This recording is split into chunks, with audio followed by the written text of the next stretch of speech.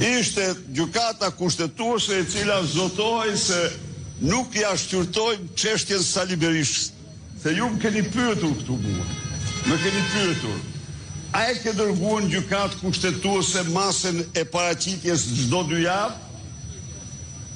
Sa kohë që e kam dërguar, thoni ju? E kam dërguar para 10 muajve. Ajo gjykatë që është një notere e turpshme, them kështu, e akteve kriminale të qeverisë shqiptare, ajo gjykatë që shqyrton brenda 1 muaj kërkesën e Lubi Ballukut, që shqyrton brenda 2 muajve kërkesën e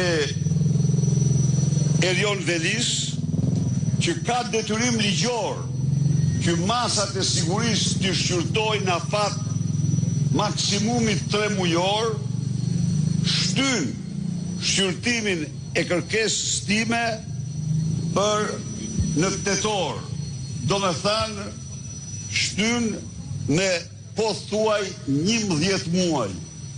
3 herë afati ligjor. Është kjo gjykatë shërbëtore e qeverisë me një pjesë të mirë të atyre, nuk them se cili prej tyre, e cila ka nxjerr një nga shkaqet më kryesore që ka nxjerr ata 10 mira, djemë dhe vajza në protest për 50 e sa ditësh. Pse? Sepse ne, grupi parlamentar i Partisë Demokratike, ka kundërshtuar në parlament dhe ka dërguar në gjykatë kushtetuese ligjin e investimeve strategjike. Gjykata kushtetuese, pavarësisht kërkesave të prera të Komisionit Evropian dhe Bashkimit Evropian, e ka lënë në fuqi ligjin. Partia Demokratike ka dërguar në atë gjykatë, si të dini, ligjin për mbrojtjen e trashëgimisë kulturore, dhe ishte fjala konkretisht për parkun absolutisht më të bukur, më të mirë në Europë, që është parku i Butrindit. Gjykata kushtetuese firmosi për shkatrimin e tij vendimin e qeverisë. Gjykata kushtetuese mbajti në fuqi ligjin, amendimin e ligjit për mbrojtjen e zonave natyrore, e peizazheve natyrore dhe zonave të mbrojtura, të kundërshtuar me forcë nga Partia Demokratike.